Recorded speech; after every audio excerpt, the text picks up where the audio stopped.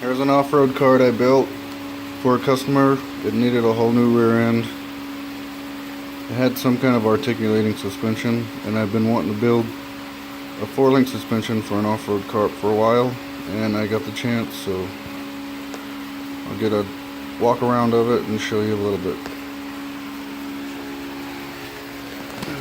4-link underneath it.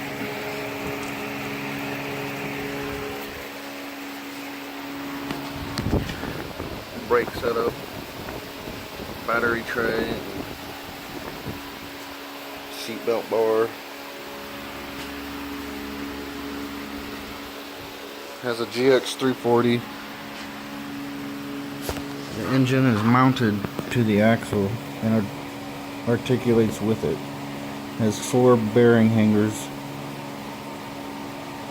I got 2 as close to the wheel as possible to help keep it straight.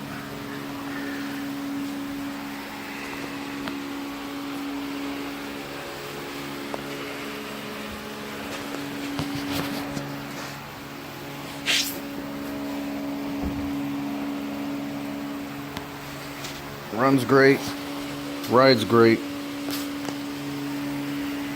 It's a lot of fun.